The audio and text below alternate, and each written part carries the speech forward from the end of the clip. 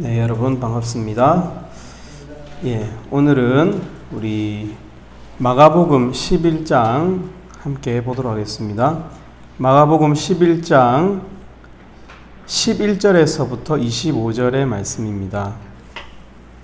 여러분 지난 마가복음 말씀 기억하시나요? 마가복음 10장 어떤 목자님이 전하셨었죠? 네, 지연 목자님이 전하셨는데 그때 제목이 뭐였죠?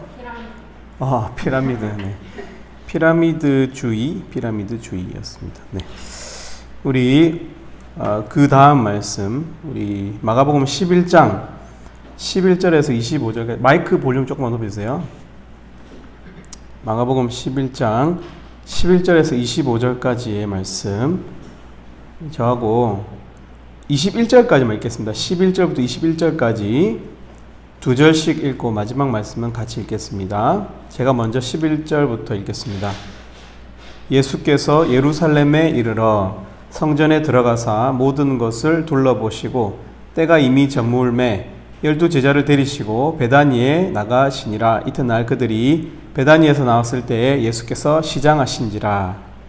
어디서 잎사귀에 있는 한 무화과나무를 주고 꼭 그 나무에 무엇이 있을까 하여 쳤더니 가서 보신즉 잎사귀에 아무것도 없더라.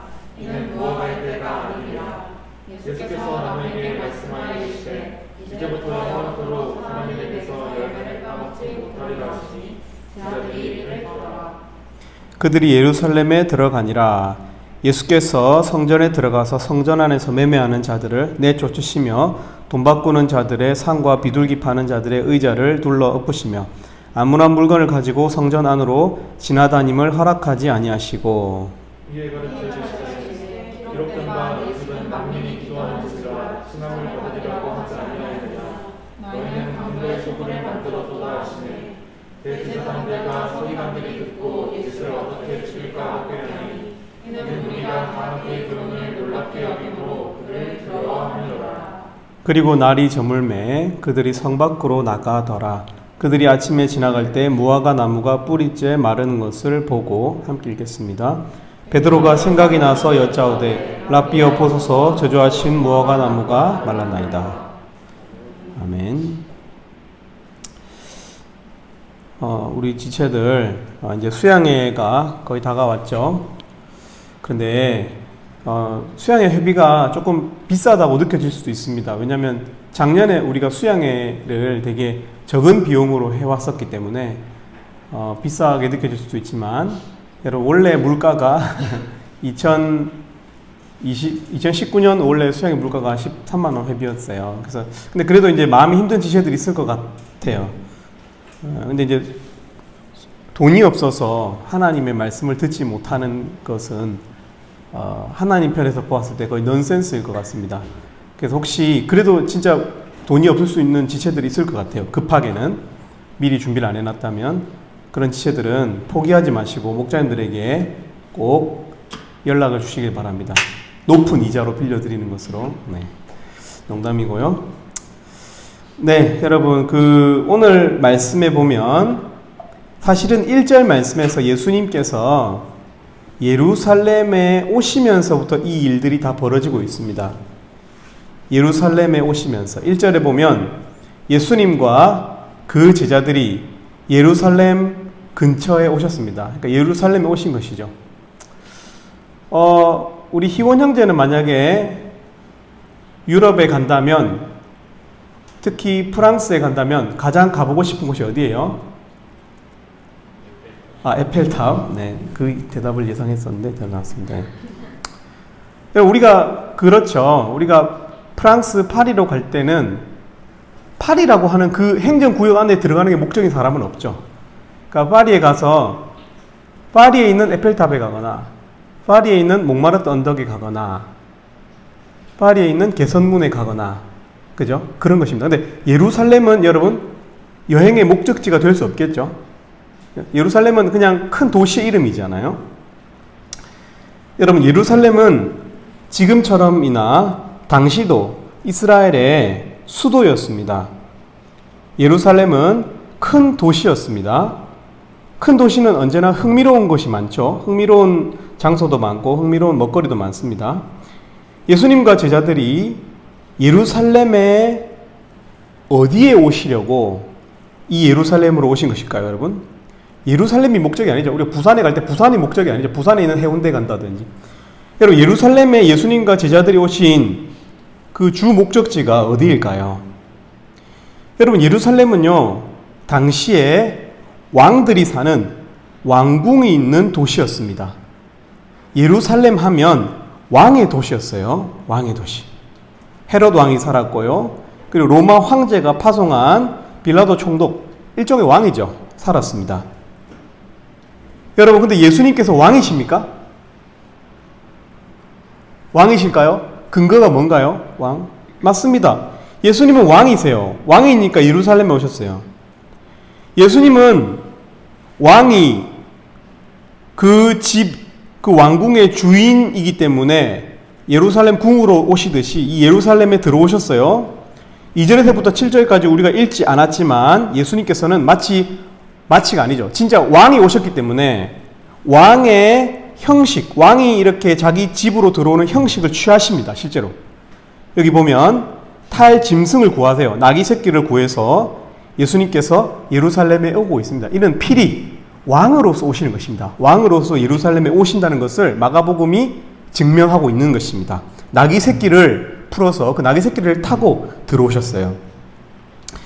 이사야서 9장 6절에 보면 오실 메시아에 대해서 왕으로 예고하고 있습니다. 이는 한 아기가 우리에게 낳았고 한 아들을 우리에게 주신 바 되었는데, 요약해서 마지막에 그는 기묘자라 모사라 전능하신 하나님이라 영존하시는 아버지라 평강의 왕이라고 하셨어요. 메시아는 왕이라는 거예요. 혈통 왕, 대통령이다, 왕이다. 실제적인 직분이라는 거예요. 왕. 예루살렘에 입성하시는 예수님의 모습은 분명하게 왕의 모습이고요. 성경도 그를 왕이라고, 오실 왕이라고 예고하고 있습니다. 왕들처럼 말에 올라서 예루살렘에 들어오셨어요. 이 모습을 스가랴서 9장에서 정확하게 예고하고 있습니다. 스가랴서 9장, 그러니까 400년이나 그 당시 예수님께서 이 모습을 예고한, 이 모습을 400년 전에 예고한 말씀이 스가랴서 9장인데 거기 보면 이렇게 되어 있습니다. 시온에 따라 크게 기뻐할지어다, 예루살렘에 따라 즐거이 부를지어다. 보라, 너의 왕이 내게 임하시나니 그는 공의로우시며 구원을 베푸시며 겸손하여서 나귀를 타시나니 나귀의 작은 것 곧 나귀 새끼니라. 나귀를 탈 메시아, 그는 곧 왕이라는 거예요. 보라, 너의 왕이 너에게 오시나니 이렇게 예고하고 있습니다. 왕이십니다. 그는 왕으로 오시되 인품이 겸손하시기 때문에 백마를 타시기보다는 나귀 새끼를 타셨어요. 하나님께서 파송한 왕의 인품을 나타내는 거예요. 나귀 새끼가. 놀랍죠? 오늘 이 본문으로부터 400년도 더 된 오래된 글에서 바로 오늘의 이 모습을 예고하셨던 것입니다. 그것이 지금 성취되고 있는 것이죠. 여러분, 제자들은요, 예루살렘에 이렇게 근접해 갈 때부터 사실 예수님이 왕이라는 사실을 눈치를 챘어요. 그죠? 그래서 지난번에 지영가사의 설교에서도 나왔지만 누가 더 왕의 곁에 어울리냐를 놓고 싸웠어요. 누가 왕의 오른쪽과 좌편에, 우편과 좌편에 앉을 것에 대해서 싸웠다고, 이 사람들이. 그러니까 눈치를 챈 거죠. 예수님이 왕이라는 사실을 이 제자들이 알았어요. 그리고 그 제자들뿐만 아니라 오늘 본문에 보면은 예수님을 환영했었던 예루살렘 주민들이 있었어요. 근데 그 예루살렘 주민들도 예수님이 왕이라는 것을 눈치를 챈 거예요. 그래서 어떻게 합니까? 제자들이 예수님의 탈 나귀 위에 서로 자기의 겉옷을 벗어서 그 앉을 자리, 예수님께서 앉을 자리를 이렇게 만들어 놓으니까 많은 군중들이 자기 겉옷을 벗어서 어떻게 합니까? 길에 깔아버립니다. 그러니까 이 붉은 카페트를 자기 옷으로 까는 거죠. 굉장히 자기를 낮추는 거죠. 이 왕이라는 거예요. 당신은 왕이십니다. 그리고 어떻게 합니까? 앞에서 가고 뒤에서 따르면서 그 퍼레이드에 동참하면서 호산나 찬송하리로다. 무슨 말이죠? 이들은 지금 예루살렘에 왔어요. 왕궁의 도시인 예루살렘에 왔고요. 이들은 예수님께서 왕이시라는 걸 알았어요. 성경도 그가 왕이라고 예고했어요. 제자들도 알았어요. 거기 있는 환영 인파들도 알았어요. 사람들은 예수님의 왕되심에 집중이 되고 있습니다. 이는 그 목적지가 1절에 나오는 예루살렘이라는 것과 잘 맞아떨어져요. 왜냐하면 예루살렘은 왕의 도시니까요. 사람들은 예수님의 왕되심에 취해 있고 그 목적지가 은연중에 어디라고 생각하고 있습니까? 예루살렘 왕궁이라고 생각하고 있는 거예요, 사실은. 자, 이제 바로 이 예루살렘 왕궁에 있는 왕의 자리에 갈 것이다 라고 생각하는 거죠. 그러나 여러분, 우리는 지금 성경을 읽고 있습니다. 우리는 성경을 꼼꼼히 살펴보아야 돼요. 예수님께서 진짜 어디에 오신 것인지. 예루살렘은 행정적인 도시의 이름이었습니다. 목적지가 어디였습니까, 그러면? 예루살렘의 어디였죠? 왕궁이었을까요? 11절 같이 읽겠습니다. 11절 말씀 시작. 예수께서 예루살렘에 이르러 성전에 들어가사 모든 것을 둘러보시고요. 여기까지. 여러분, 예수님은 예루살렘에 오셨어요. 사람들이 기대하는 것처럼 왕의 모습으로 오셨어요. 그러나 예수님의 목적지는 예루살렘에 있는 왕궁이 아니었어요. 보면 예수께서 예루살렘에 이르러 예루살렘에 가까이 들어와서 어떻게? 성전으로 갔다라고 이야기하고 있어요. 성전으로 갔다. 성전에 오려고 오셨던 거예요. 여러분, 나중에 보면 지금 오늘 예수님에 대한 이 기대감이 많은 제자들과 군중들이 얼마나 예수님을 크게 배신했는지 여러분 기억하시죠? 이 제자들은 마가복음 14장 50절에 보면 제자들이 다 예수를 버리고 도망하니라 라고 되어 있습니다. 심지어 그 제자 중에 가장 리더였던 베드로는 14장 71절에서 예수를 욕하며 이 사람을 알지 못한다 라고 부인했어요. 예수를 욕하고 버리고 도망했어요. 뭔가 단단히 잘못되었죠, 지금. 이렇게 예수님에 대해서 우호적이고 자기 겉옷을 벗어서 나귀 위에 깔 만큼 제자들이 그랬는데, 기뻐했는데 어쩜 이렇게 일주일도 안 되는 시간 안에 이렇게 배신할 수 있냐는 거예요. 그리고 또 이 오늘 앞에서 가고 뒤에서 가며 예수님의 퍼레이드에 이 배경 역할을 해준 고마운 군중들은 어떻게 바뀌었습니까? 15장 13에서 14절에 보면 그를 십자가에 못 박게 하소서, 그를 십자가에 못 박게 하소서. 예수님을 크루시파이 해라, 그를 십자가에 달아라 라고 외치는, 여러분 이 환호와 배신 사이에 시간이 채 일주일이 걸리지 않았다는 거예요. 왜 이렇게 어긋나 버렸을까요? 왜 이렇게 심각하게 어긋나 버렸을까요? 안 맞았을까요? 그 이유는 이 제자들과 이 군중들은 예수님의 목적지에 시선이 맞추어져 있지 않기 때문이었습니다, 여러분. 예수님의 포커스, 성경의 포커스에 눈이 집중되어 있지 않았기 때문에 심각하게 어긋난 것입니다. 여러분, 여기 있는 우리도 마찬가지일 수 있습니다.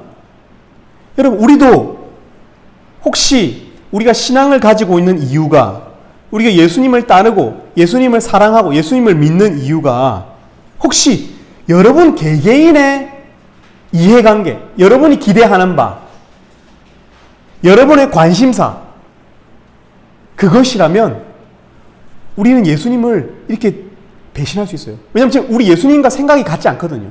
그분의 마음과 같아서 그분을 사랑하는 게 아니거든요.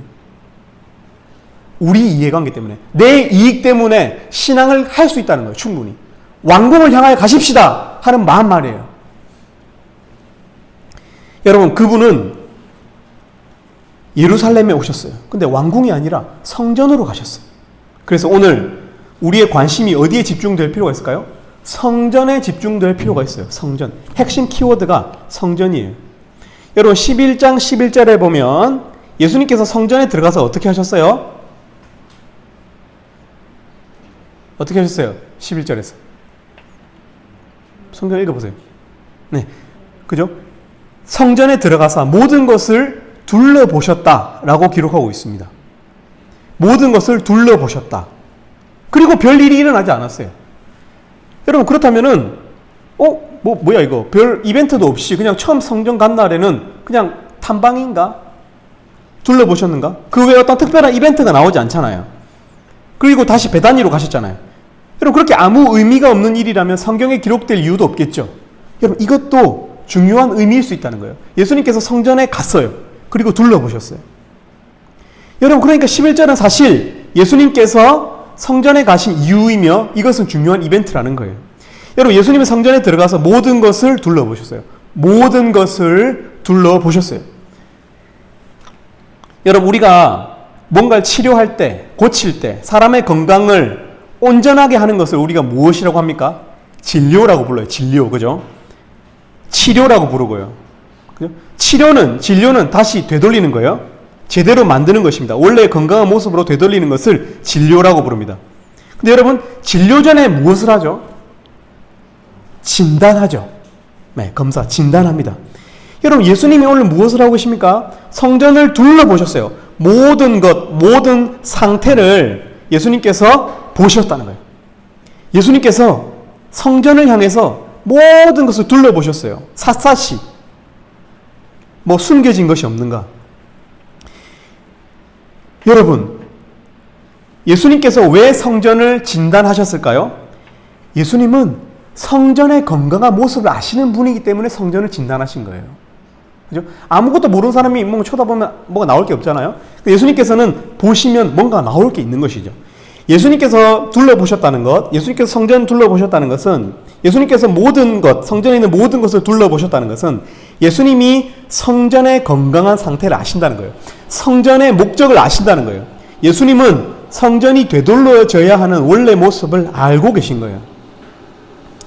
여러분, 예수님은 그 치료에 앞서서, 그 진료에 앞서서 모든 것을 둘러보신 것입니다.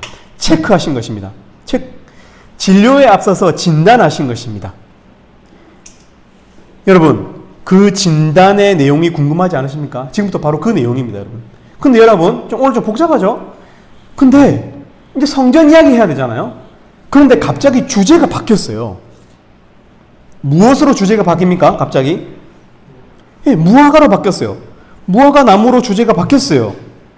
오늘 본문을 잘 보면 이렇게 되어 있어요. 여러분, 저를 보세요. 오늘 잘 보면 이렇게 되어 있습니다. 예수님께서 성전에 대한 진단과 진료를 본격적으로 하시는 그 구절, 성전에 있는 장사하는 사람들을 내어 쫓으시고 너희가 지금 하나님의 집, 이 만민이 기도하는 집을 강도의 소굴로 만들었다라고 말씀하시는 그 핵심적인 메시지, 우리가 부인할 수 없는 핵심적인 메시지예요. 이것은 뭐 처음 성경을 본 사람도 눈치를 챌 수 있어요. 왜냐하면 이게 중요한 내용들이기 때문에. 근데 그 성전에 대한 꾸짖음, 예수님께서 성전을 뒤집어 엎으시고 꾸짖으시는 그 본론의 테두리에 어떤 내용이 있냐면 무화과 이야기가 있어요. 무화과 이야기를 하시고 무화과에 가까이 가서서 무화과가 왜 열매가 없지 하면서 너는 앞으로 다시는 열매를 맺지 못할 것이다 라고 무화과에 대해서 저주하시고 난 다음에 성전 이야기가 나오고 그 다음에 어떤 내용이 나옵니까? 베드로가 확인한 거예요. 무화과가 말랐습니다. 그 내용이 나오는 거예요. 여러분, 그럼 우리는 알 수 있어요. 이 무화과의 이야기와 성전의 이야기는 굉장히 깊은 커넥션이 있구나라는 것을 눈치챌 수 있어요. 무화과, 성전, 무화과. 여러분, 오늘 본문에 보면 12에서 14절에 보면 무화과를 저주하시는 모습이 나오고요. 다시 15에서 19절에 보면 성전을 청결케 하시는 이 본 주 내용이 나오고 핵심 내용이 나오고, 그리고 20절에서 25절에 보면 다시 그 무화과 나무가 말랐다는 이야기가 나옵니다. 오늘 구조를 보면 그렇습니다. 여러분, 그러니까 이 성전에 대한 이야기에서 무화과는 난데없이 개연성이 없는 어떤 이야기가 아니라 성전 이야기와 아주 깊은 커넥션이 있는 바로 그 내용 그 자체라는 거예요. 성전 이야기라는 거예요. 이 무화과도. 여러분, 여기서부터 이제 우리가 이제 조금 더 핵심에 도달할 수 있습니다. 그렇다면 우리는 성전의 이야기를 함에 있어서 이 무화과 나무 이야기도 조금 살펴볼 필요가 있어요. 제가 빨리 요약하겠습니다. 12절에 보면 예수님은 배가 고프셨어요. 예수님께서 배가 고프셨어요. 여러분, 이스라엘 안에서 사람들이 배가 고플 때 가장 흔하게 찾는 나무가 무화과 나무였어요. 과실수 중에서 무화과 나무였어요. 배고픈 사람은 열매를 기대해요. 그죠? 열매를 기대하고 무화과를 보게 되어 있습니다. 오늘 예수님께서 무화과 나무를 배고픈 상태에서 보셨어요. 여러분, 그런데 13절에 보면 그 무화과 나무를 가리켜 잎사귀 있는 한 무화과 나무라고 표현하고 있어요. 잎사귀 있는 한 무화과 나무. 특이한 표현입니다. 당연히 무화과 나무는 잎사귀가 있잖아요. 근데 사실은 이 말은 영어 성경으로 보면 이렇게 있습니다. A fig tree. fig tree는 무화과입니다. A fig tree in leaf 이렇게 돼 있어요. 무슨 말이죠? 그림을 그릴 수 있어요, 우리가. A fig tree in leaf. 뭡니까? 잎사귀 안에 있는 무화과 나무라는 뜻이에요. 이 말은 매우 시각적이죠. 상상이 자극되죠. 잎이 하도 많아서 나무가 잎더미 안에 있는 듯이 보이는, 그러니까 잎이 아주 무성한 나무라는 뜻이에요. 잎이 아주 많은 무화과 나무라는 뜻입니다. 현대인의 성경에도 잎이 무성한 무화과 나무라고 말하고 있어요. 여러분, 뭔가 특이하지 않습니까? 열매는 없는데 잎이 굉장히 많아요. 열매는 없는데 잎이 굉장히 많다고 말하고 있어요. 여러분, 13절에 보면 이렇게 되어 있어요. 13절에 보면 멀리서 잎사귀 있는 한 무화과 나무를 보시고 혹 그 나무에 무엇이 있을까요? 가셨더니 가서 보신즉.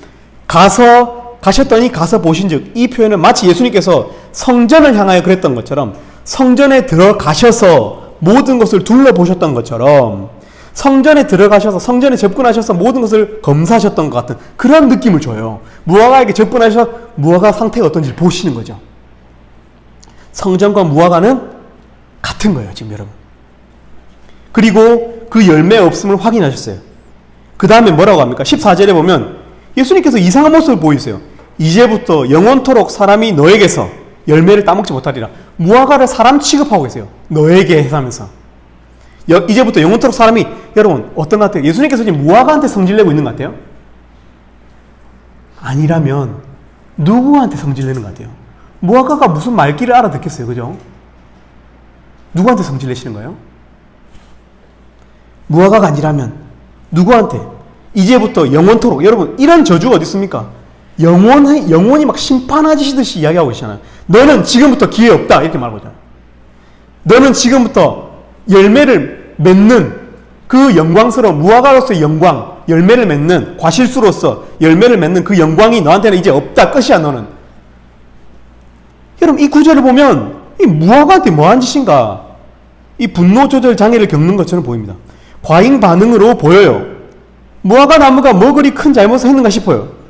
다음에 거름을 좀 잘 줘서 무화과 열매가 나게 하면 되는데, 그죠? 원예학적으로 그렇게 하면 되잖아요. 근데 아예 무화과 나무가 열매를 맺지 못하게 저주하고 있어요. 더 이상 이 무화과 나무는 무화과를 맺지 못하기 때문에 더 이상 무화과 나무가 아니에요. 정체성이 사라지는 거예요.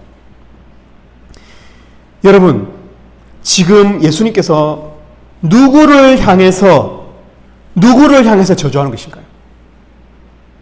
누구를 향해서 저주하는 거예요? 여러분, 나중에 예수님께서 성전에 들어가시죠. 성전에 들어가서 어떻게 하십니까? 이 성전은 만민이 기도하는 집이라고 했는데 너희가 지금 강도의 소굴을 만든다 하면서 성전을 막 뒤엎었죠. 여기서 예수님께서 누구를 꾸짖는 거예요? 성전입니까? 아니죠. 성전에 있는 사람들이죠. 고린도전서 3장 15절에 보면 이렇게 되어 있습니다. 너희가 하나님의 성전인 것과 하나님의 성령이 너희 안에 계시는 것을 알지 못하느냐 그랬어요. 성전은, 눈에 보이는 성전은 여러분 건축에 불과하고 건축물에 불과하고 실제적인 성전이 뭐예요? 성전은 하나님이 사람들을 만나는 장소잖아요. 하나님과 사람들이, 그 사랑하는 사람들이 소통하고 서로 사랑을 고백하는 그 장소죠. 지성소는, 성전 안에 있는 지성소는, 하나님을 만나는 이곳은 바로 사람들의 마음 중심을 말하는 거예요. 여러분, 예수님께서 지금 누구에게 화내고 있는 거예요? 우리에게 화내요. 우리한테. 무화과 나무는 구약 성경에서 항상 이스라엘 백성들을 비유할 때 쓰는 나무예요, 여러분. 감람나무 잘 안 씁니다. 다 찾아보면 다 무화과 나무입니다, 여러분. 예수님께서 지금 누구한테 화내는 거예요? 무화과한테 화낸 척 하면서, 성전한테 화낸 척 하면서 누구한테 화내는 거예요? 우리한테 화를 내는 거예요. 특히 어떤 사람들이요? 외형에만 관심이 많은, 겉으로는 예배를 드리지만, 겉으로는 잎이 무성하지만, 그래서 멀리서 보면 저 무화과 나무 진짜 크네, 저기 가면 열매가 많이 있겠네 하고 접근하는 거죠. 뭐가 있어 보이는, 신앙이 많아 보이는, 깊이가 있어 보이는, 진지해 보이고 기도를 많이 할 것만 같고 찬양을 잘할 것만 같고, 근데 그 마음 중심에는 하나님이 없는 사람들, 열매가 없는, 하나님을 향한 예배할 사랑의 마음이 1도 없는 사람들 말이에요. 그것을 꾸짖고 있는 거예요. 형식적인 종교, 본질이 사라진 믿음, 믿음이 없는 행위, 기쁨이 전혀 없는 활동. 여러분, 혹시 수양회를 앞두고 혹시 여러분의 마음이, 체프를 앞두고 여러분의 마음이 어떤지를 여러분 점검해 오셔야 돼요. 저도 황폐한 채로 예배를 드릴 때가 참 많이 있어요. 근데 하나님 참 기분 나쁘실 것 같아요. 우리가 다른 일반적인 취미 활동을 할 때는 그렇게 즐거워하면서 우리가 정말 스쳐 지나가는 인연도 그렇게 행복해하면서 그 사람과 밥 먹는 것을 그렇게 기뻐하면서 하나님을 향해서는 만나고자 하는 열망이 없어요. 살아계신 하나님, 응답하시는 하나님이라고 하셨는데 그분을 만난 적이 까마득해. 여러분, 기도 가운데 하나님 꿈에라도 나타나서 말씀 한 말씀 주십시오. 여러분, 이렇게 기도해 본 적 있어요? 하나님, 오늘 진짜 뭔가 느낌이라도 주십시오. 하나님, 내 마음에 지금 어떤 고민이 되는 문제가 있는데 하나님 말씀해 주시옵소서. 여러분, 하나님과 소통 말이에요. 실제적인 소통. 여러분, 성전은 소통하는 곳이에요. 성전은 하나님과 대화하는 곳이에요. 지성소는 대제사장이 형식적으로 거제, 요제로 이렇게, 여러분, 그런 형식적인 장소가 아니에요. 그것은 형식에 불과하고 그것을 통해서 하나님을 만나는 장소라는 거예요. 이게 핵심이에요. 여러분, 예수님이 무화과 나무를 저주하는 장면을 보면 꼭 누구에게 분풀이하는 것 같지 않아요. 단단히 화가 나셨음을 보여주고 계시죠. 여러분, 이 모습은 바로 마음이 전혀 없는 형식만 남은 우리들을 향한 예수님의 모습이라는 거예요. 여러분, 예수님은 그리고 어떻게 하십니까? 핵심에 들어가셔서 성전을 뒤집어 보시고 이것은 만민이 기도하는 집이라고 했는데 네가 왜 강도의 소굴을 만드냐 이렇게 하셨어요. 실제로 그래서 그 사람들이 어떻게 했습니까? 원래 제사로 쓰는 제물을 어떻게 해야 돼요? 제사로 쓰는 제물을 어떻게 해야 돼요? 제물은 깨끗한 걸 갖고 와야 돼요. 흠 없는 거, 다리 저는 거 말고. 뒷다리 절고 이런 것도 임신이 잘 안 되거든요. 아픈 애들은 임신을 잘 안 해요. 그러니까 그런 거 갖고 오면 안 돼요. 그죠? 그런 거 갖고 오면 안 돼. 깨끗한 걸 갖고 와야 돼. 상품성이 좋은 걸 갖고 와야 돼. 돈으로 쳤을 때, 돈으로 환산하면은 가치가 큰 걸 갖고 와야 돼요. 근데 어떻게 사람들이 어떻게 했는지 알아요? 그걸 갖고 왔어요. 근데 이제 곧 예배니까 곧 죽일 거잖아요. 뭐 다리가 하나 절면 어때? 곧 죽을 제물인데 어떻게 했는지 알아요? 상품성이 떨어지는 삐쩍 마르거나 다리 저는 거, 그죠? 피부가 안 좋은 거, 그런 소나 그런 비둘기나 그런 양을 가지고 있다가 팔아주는 거예요. 바꿔주는 거죠. 그러니까 상인의 입장에서도 유리한 거죠. 상품성 좋은 것을 싸게 매입하고 그리고 돈을 오히려 그 주인한테 주면서 안 좋은 짐승을 주는 거예요. 그리고 예배를 드렸어요. 그런 장사를 성전 안에서 했다는 거예요. 여러분, 이게 무슨 말인지 알아요? 아, 우리는 회관 안에서 장사 안 하는데 싶죠? 아니에요, 여러분. 이게 우리 모습이에요. 여러분, 하나님에 대한 절대적 가치인 예배마저, 예배의 가치 앞에서 마저 뭘 내세우고 있는 거예요, 지금? 돈의 가치를 내세우는 거예요. 이게 만모니즘이죠. 예배하는 자리에서 마저 돈을 걱정하고 11조를 드려야 되는데 좀 편법적인 11조를 드리고, 여러분, 예수님께서는 너희가 두 주인을 섬길 수 없다고 했어요. 하나님과 재물을 동시에 섬길 수 없다 했거든요. 그러니까 우리 하나님 안 섬기면 섬긴 거 뻔해요. 여러분, 부처 안 섬겨요, 절대로. 뭐 섬기는지 아세요? 돈 섬기게 돼 있어요. 여러분 마음 중심을 살펴보세요. 여러분 마음 중심에는 무엇이 있어요? 지금 하나님이에요? 아니면 만몬이에요? 만몬이라고 하는 돈이 우상이 된 여러분 그런 모습이에요. 혹시 지금도 돈 걱정, 제발 이 시간만큼은 절대적인 사랑을, 절대적인 마음을 하나님께 드리는 우리들이 되었으면 좋겠어요. 여러분, 그렇게 성전을 저주하고 나시고 나서 20절에 보면 베드로가 순진하게 말해요. 예수님, 진짜 예수님 말씀처럼 됐어요. 무화과 나무 뿌리째 말라버렸는데요. 이렇게 말했어요. 맞아요. 여러분, 무화과 나무처럼 이 뿌리가 말라서 삐쩍 완전히 죽어버린 무화과 나무처럼 이 성전이 그렇게 되었어요. AD 70년경에 로마의 티투스 장군에 의해서 완전히 파괴되어서 다시는 이 성전을 짓지 않았어요. 완전히 무화과 나무처럼 이 성전은 끝이 났다는 거예요.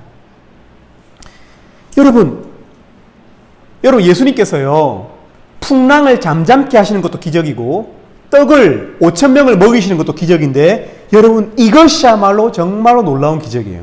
무화과 나무가 저주를 받아 뿌리째 마르는 장면은 엄청난 기적이라고요, 여러분.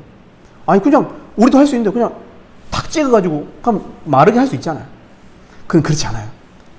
여러분 우리는 기적하면 바람이 잠잠해지고 빵의 양이 무한대로 늘어나는 것 그리고 바다가 갈라지는 것 이게 스케일이 큰 것을 떠올리는데요. 사실은 무화과 나무가 완전히 마르는 것 항상 다시 지어졌던 성전이 완전히 소멸되는 것 이를 파괴적인 기적이라고 불러요. 파괴적인 기적.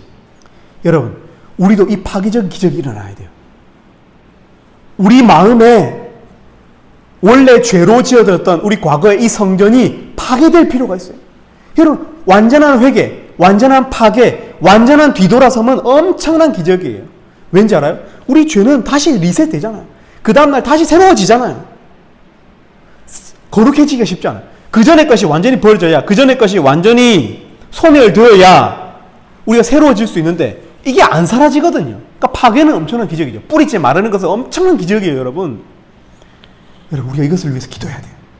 하나님 내 속에 있는 이 음란, 하나님을 쫓는 데 있어서 내가 하나님을 쫓는 데 있어서 나한테 우상시되어 있는 이 옛 성전과 같은 하나님 앞에 이 내 마음을 들이지 못하게 하는 이 돈과 같은 이 성전 말이에요. 여러분의 우상은 뭐예요? 여러분 우상 신전이 뭐예요, 여러분은? 어떤 사람은 돈일 것이고 어떤 사람은 음란문일 거예요, 여러분. 어떤 사람은 사람일 수도 있어요. 사람 너무 좋아하지 마세요, 여러분. 적당히 좋아하세요. 너무 싫어하지는 마세요. 적당히 좋아하라는 뜻이에요. 여러분, 죄의 불씨를 완전히 꺼트리는 것은 엄청난 기적이 하나님, 예수님께서 이걸 예고하고 계신 거예요. 여러분, 암은요, 소멸이 어렵습니다. 왜냐하면 이 암도, 이 악한 것도 그 자체로 내재된 생명력이 있기 때문에 그런 거예요, 여러분. 소멸되지 않아요. 그러니까 파괴적인 기적을 기도해야 돼요, 여러분. 예수님은 옛 성전을, 과거의 이 잎이 무성한 무화과 나무를 정리하시는 기적을 행하신 것이에요. 옛 형식주의를 소멸하시는 기적을 행하신 거예요. 옛 만모니즘을 소각시키시는, 태우시는 기적을 행하신 것입니다, 여러분. 여러분, 혹시 여러분 중에서도 내쫓지 못한 이 죄성이 있다면, 악함이 있다면, 여러분, 내쫓는 기적이 있을 수 있기를 바라요. 파괴되는 그 뿌리까지 말라버리는, 근원까지 말라버리는 여러분 그런 기적이 있을 수 있기를 바랍니다. 여러분, 예수님께서 예루살렘에 오신 이유가 뭐죠? 성전에 오신 거예요. 이 일을 하기 위해서 오신 거예요. 예루살렘에 오신 이유는 물론 왕으로 오셨는데 이분은 왕이면서 제사장으로 오신 거예요. 여러분, 그리고 성전을 진단하시고 어떻게 하십니까? 마가복음 12장 17절에서 이렇게 말씀하셨어요. 이에 가르쳐 주시되 기록된 바 내 집은 만민이 기도하는 집이라 칭함을 받으리라 하지 아니하였느냐. 너희는 강도의 소굴을 만들었도다. 여러분, 성전의 원래 기능은 뭐예요? 우리 마음의 원래 기능은 뭐예요, 여러분? 우리 마음의 원래 기능이 뭐예요? 우리 마음. 마음은 원래 그렇게 설계가 되어 있다는 거예요. 기도하도록 설계가 되어 있어요. 우리 마음은. 이 새로 지어진 이 성전, 예수님께서 지으신 이 새 성전은 원래 기도하도록 설계가 되어 있어요.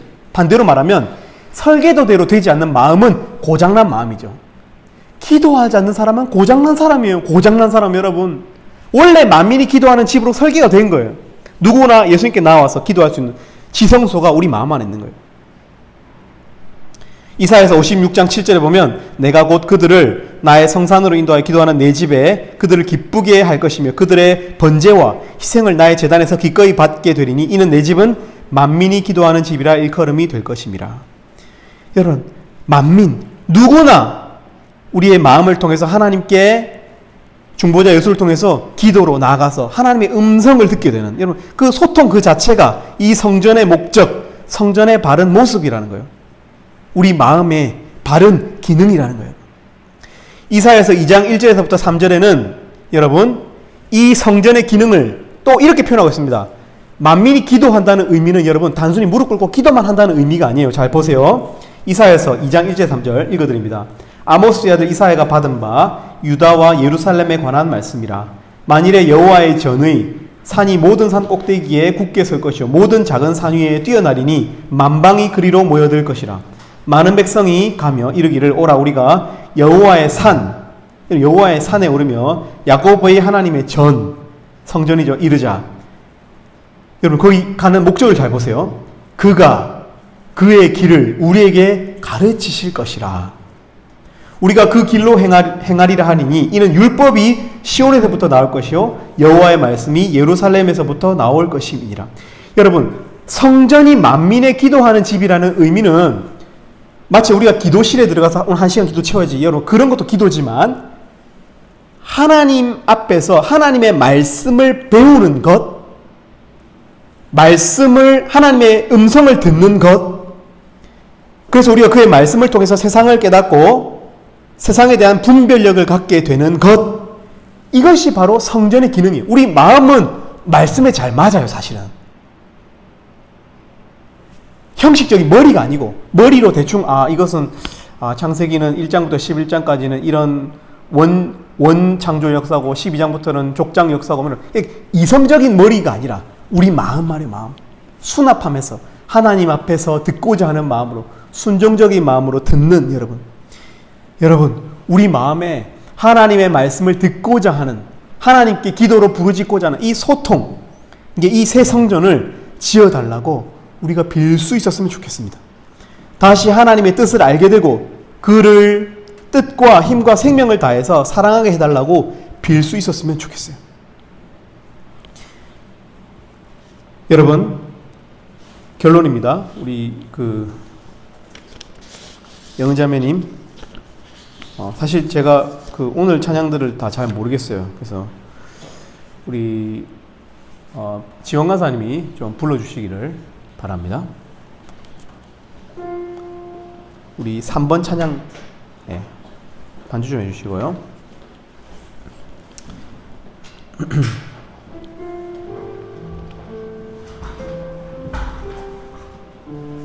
여러분,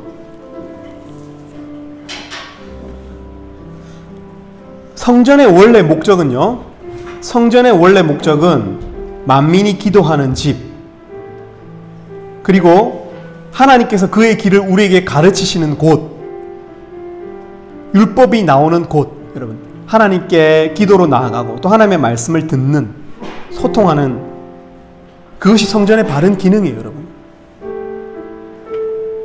근데 오늘 제자들이 이 기능을 시작하기 시작했어요. 여러분 보면, 여러분 11장 14절에 보면 예수님께서 이 무화과 나무에게 하시는 이 저주를 제자들이 듣고 있어요. 보세요. 예수께서 나무에게 말씀하여 이르시되 이제부터 영원토록 사람이 내게서 열매를 따먹지 못하리라 하시니 어떻게? 제자들이 이를 듣더라. 심판에 해당하지 않고 심판의 대상이 될 수도 있었지만 심판의 메시지를 밖에서 듣는 것은 엄청난 축복이에요, 여러분. 또 11장 20절에 보면 보세요. 그 제자들이 어떻게 합니까? 그들이, 제자들이죠, 아침에 지나갈 때에 무화과 나무가 뿌리째 마른 것을 보고 말씀을 듣고 말씀대로 무화과 나무 뿌리가 마르는 것을 보았어요. 그리고 여러분 보세요. 11장 21절에 베드로가 생각이 나서 여짜오되 라삐어 보소서 저주하신 무화과 나무가 말랐나이다. 베드로가 생각하고 있어요. 말씀을. 심판의 말씀에 적용이 될 수도 있었어요. 심판의 대상이 될 수 있었다고요. 근데 여러분, 말씀이 들리기 시작하고 그 말씀대로 세상이 되어지는 것을 보기 시작하고 말씀을 떠올리기 시작하는 것은 엄청난 축복이에요. 성전의 기능이 회복되어가는 징조예요. 제자들은 물론 이 이후에 배신할 거예요. 그러나 어떻게 됩니까? 나중에 결국 다시 예수님께서 부활하셔서 이 제자들을 회복시켜 가세요. 말씀이 들렸다는 것은, 말씀이 귀에 걸렸다는 것은 우리 마음이 성전으로서 기능하기 시작했다는 첫 단추예요. 여러분, 우리 ESF 형제 자매들은요, 그런 의미에서 엄청난 은혜 안에 들어온 거예요. 근데 여러분, 우리가 이 말씀의 은혜를 입고도 다시 형식주의에 빠지고 다시 돈을 사랑하는 만모니즘에 빠지고 다시 음란을 사랑하는 이 에로스주의에 빠진다면 여러분, 그는 성경에서 말하는 성령을 회방하는 죄에 해당하는 자들이에요. 큰 축복이 있지만, 큰 은혜가 있지만, 은혜가 큰 만큼 더 큰 심판의 대상이 된다는 것을 알아야 돼요. 그날에는 두로와 시돈도 우리보다는 더 견디기가 쉬울 수 있어요. 우리가 만약 배신하면. 말씀을 들었다는 것, 우리가 이면이 되었다는 것은 엄청난 축복이기도 하지만 축복 안에 있는 거예요. 우리가 은혜 안에. 그러나 이것을 우리가 이 말씀대로 살지 못할 때는 더 큰 저주를 받게 될 수도 있다는 말씀이기도 해요. 사랑하는 우리 형제 자매님들이 성령께서 주시는 말씀을 들을 수 있었으면 좋겠습니다. 제가 주는 말이 아니라 이 말씀이 여러분의 이 마음 중심 지성소에 수납되어질 수 있기를 바랍니다. 예수님은 왕으로 예루살렘에 오셨어요. 제사장으로 오셨어요. 마지막은 무엇에 소임을 다하시죠? 제물에 소임을 다하게 될 거예요. 그 번제단이 어디 있습니까? 골고다죠. 최종적인 번제단은 골고다죠. 제물이 바쳐지는 곳. 번제단은 골고다입니다. 그분은 겸손의 왕으로 새끼 나귀를 타고 예루살렘에 오셨어요. 그러나 그는 궁으로 가지 않았어요. 그는 성전에 오셨어요. 그분은 왕으로서의 모습을 천명하셨지만 그분은 우리에게 그렇게 이 세상을 통치하시는 왕의 모습으로 우리에게 나타나셨지만 동시에 손가락으로 어디를 가르치고 계세요 지금? 성전을 가르치고 계시고 우리의 성전에 있는 우리의 형편을 가르치고 계세요. 우리의 형식주의에 빠진 모습, 우리의 만모르즘에 빠진 모습들을 이렇게 둘러보시고 계세요. 진단하셨다고요. 그리고 최종으로 이 손가락이 어디로 향하세요? 우리 향해서? 손을 잡고 어디로 끄고 계시는 거예요? 이 골고다 언덕에 있는 이 십자가의 이 제물을 보게 하시는 거예요. 여러분 우리 자신을 보면 도저히 용서가 안 되는 어마어마한 죄인들이 이렇게 뻔해요. 만약 우리가 진짜 솔직하다면 성경에서 열어주시면 보일 거예요. 아, 나는 진짜 가능성이 없는 죄인이구나. 근데 여러분 이 상태로 골고다를 쫙 쳐다보면 돼요. 골고다를 쳐다보면은 우리 같은 엄청난 죄인도 이 세상이 썩어 돌아가고 있잖아요. 불륜이 행행하고 있고 용서받을 수 없는 죄가 10 남편이 10 아내와 사는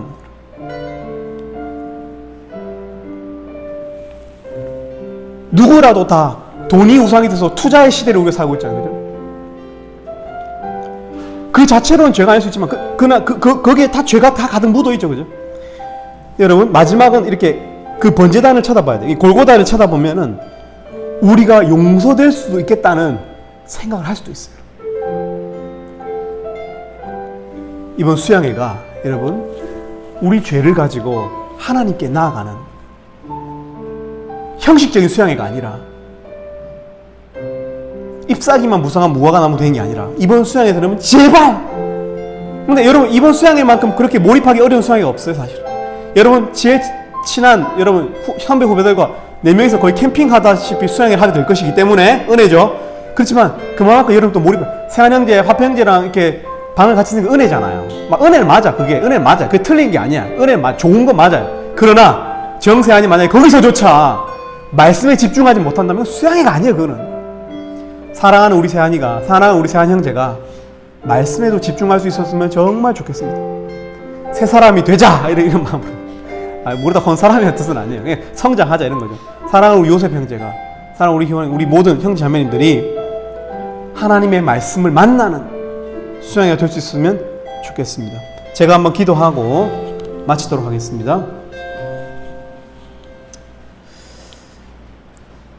하나님 아버지, 잎사귀만 무성한 정체성을 잃어버린 하나님의 자녀로서, 가인의 아들로서, 에노스의 아들로서, 노아의 아들로서, 아브라함의 아들로서, 다윗의 아들로서, 예수 그리스도의 권속 자녀된 자로서 하나님 이 정체성을 잃어버린 무화과 나무도 아니고 그냥 나무가 되어버린 우리의 모습을 하나님 불쌍히 해주시기를 원합니다. 하나님 그래서 하나님께서 진단하실 때 하나님 앞에 성실하게 또 솔직하게 나아가서 진단을 받고 하나님 다시 하나님의 자녀로서의 열매가 가득한 시장하신 예수 그리스도께 부응하는 하나님 그런 자녀로서의 하나님 그 정체성 우리가 회복할 수 있도록 우리 예수 형제자매님들을 축복해 주시기를 원합니다. 감사합니다. 예수님 이름으로 기도 올립니다.